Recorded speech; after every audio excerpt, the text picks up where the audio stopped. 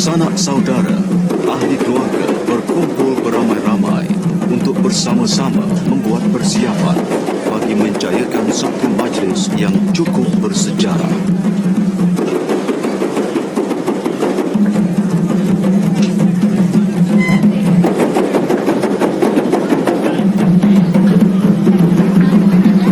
Perkahwinan merupakan satu detik peralihan yang penting dalam kehidupan seorang insan, sama ada lelaki atau wanita. Kerana itulah, suatu majlis perkahwinan selalunya dilangsungkan dalam suasana yang meriah, dan secara besar-besaran.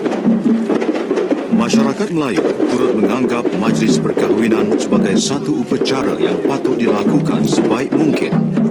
Dan majlis perkahwinan orang Melayu biasanya tidak akan berseri dan hampir tidak sempurna kalau tidak diiringi dengan paluan kompak. Dentuman yang lantang dengan rentak dan tingkah yang membangkitkan rasa ria menjadikan majlis lebih bermakna dan ceria.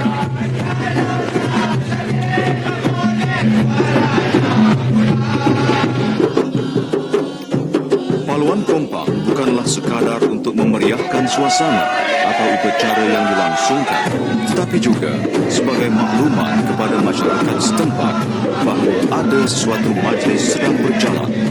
Sementara lagu-lagu yang dinyanyikan menambahkan keriangan suasana. Variasi atau perbezaan lagu-lagu ini bergantung pada tujuan atau maksud majlis dan kemampuan sesuatu kumpulan.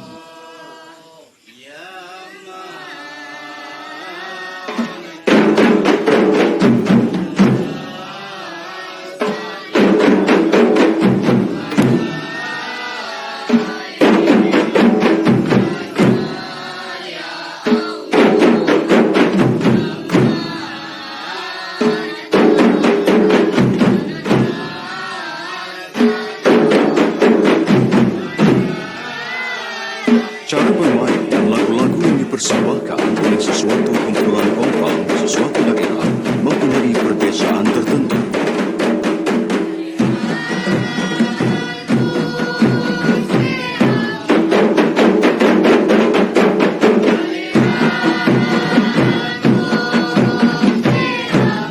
Rasa saya perbezaan dia ni yang di luar tu mungkin memanglah dia pasal dia tak ada yang berzikir kan.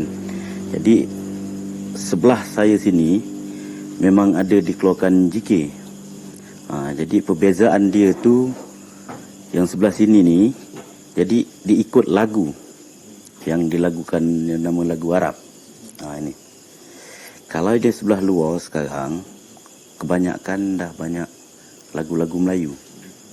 Jadi macam bawa macam Selamat Matem Baru, Direnjis-renjis, atau Pukulan Ninang, Zapin.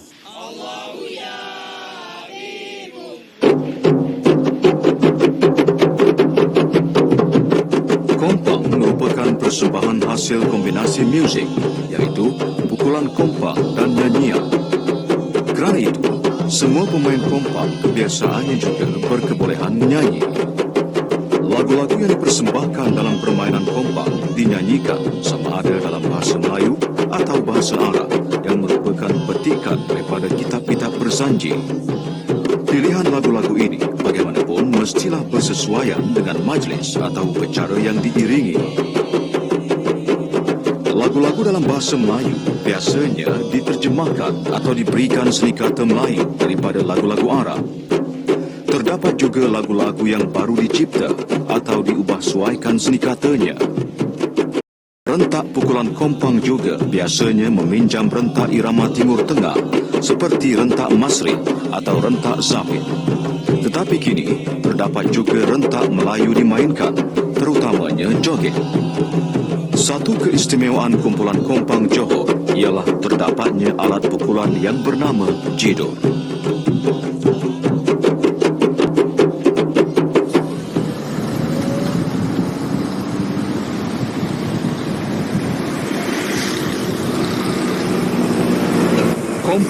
merupakan alat muzik dan kesenian yang dipercayai berasal dari Timur Tengah, dibawa masuk ke alam Melayu oleh para pedagang Arab.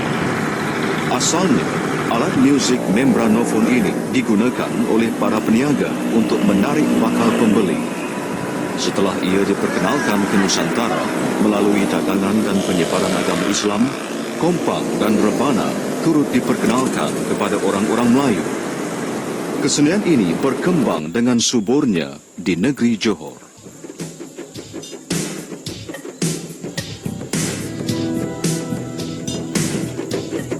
Alat muzik kompang terbahagi kepada kulit muka, bingkai dan balok kayu. Balok ini biasanya diperbuat daripada kayu keras seperti kayu halbat. Kulit mukanya diperbuat daripada kulit lembu atau kulit kambing yang dipaku pada bahagian tepi balok. Proses membuat kompang dilakukan dengan teliti oleh pakar yang betul-betul mahir dengan menggunakan jentera dan tangan. Bongkah kayu halbat yang dipotong mengikut saiz tertentu akan dibulatkan serta diperhalusi dengan menggunakan mesin menjadi balok bersaiz sama ada 12, 13 atau 14 inci. Kerja ini kelihatannya mudah, tetapi sebenarnya memerlukan kemahiran dan pengalaman yang tinggi bagi menghasilkan balok yang benar-benar bermutu.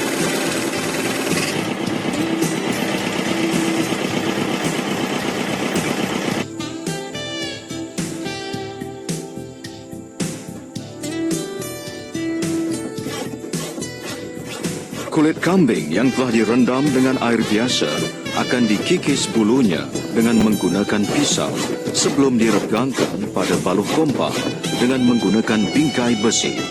Kemudian, kulit ini akan dipaku dengan teliti supaya cukup kuat dan tegak bagi menghasilkan bunyi yang baik.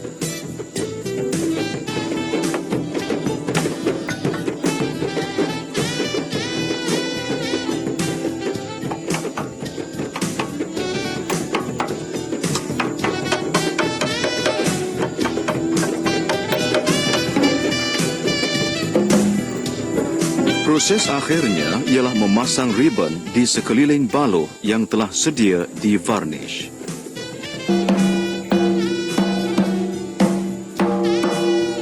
Kompang dimainkan dengan memukul bahagian kulit mukanya menggunakan jari-jari sebelah tangan dengan sebelah tangan lagi memegang bahagian tepi muka kompang. Pukulan pada bahagian tengah kompang ini disebut sebagai jerat, iaitu dengan merenggangkan jari ketika memukul. Sementara pukulan pada bahagian tepi dipanggil lentok dengan merapatkan jari-jari tangan.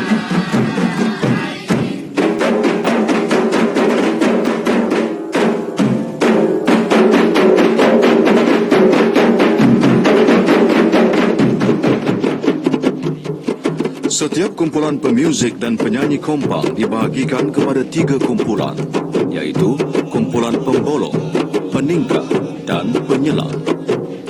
Pembolong adalah kumpulan pemukul dasar secara serentak atau sama. Peningkah pula memukul secara berseorangan dengan meningkah rentak pukulan pembolong. Sementara kumpulan penyelam pula berperanan meningkah pukulan pembolong dan peningkah. Pukulan pembolong dan peningkah adalah untuk menghasilkan irama bervariasi. Peningkah kebiasaannya adalah merupakan ketua kumpulan kompang yang bertindak memulakan dan mengakhiri sesuatu lagu.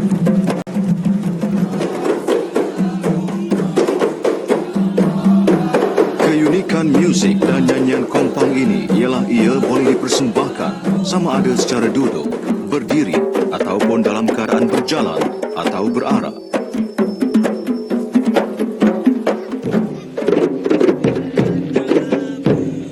Kesenian kompang ini juga terdapat di negeri-negeri lain di seluruh negara. Fungsinya juga sudah semakin meluas, tidak sekadar mengiringi acara-acara sosial atau keagamaan. Malah, kompang turut dipersembahkan dalam majlis-majlis perasmian acara sukan, politik, ekonomi dan sebagainya.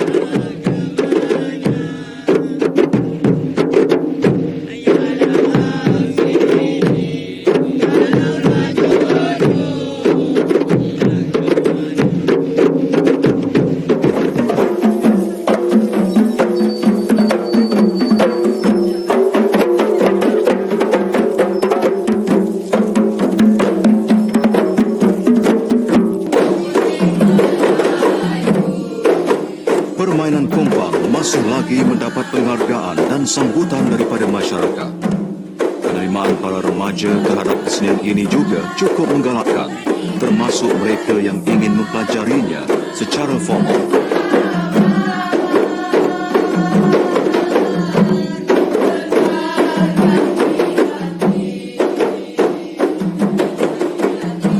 Saya difahamkan di mana terdapat ramai orang yang cuba mencari ruang untuk mempelajari bagaimana bermainkan alat muzik tradisional ni, dan difahamkan juga memang kurangnya tempat untuk mereka mendapatkan pelajaran bidang ini.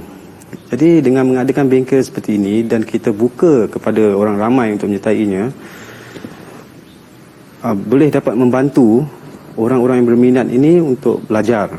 Dan di samping itu, mereka yang telah belajar ini selepas mahir boleh memperkembangkan ilmu tersebut kepada generasi-generasi muda dan untuk menanamkan minat daripada kecil, dan sehingga akan datang mereka akan berminat dan menyintai kesenian tradisional ini.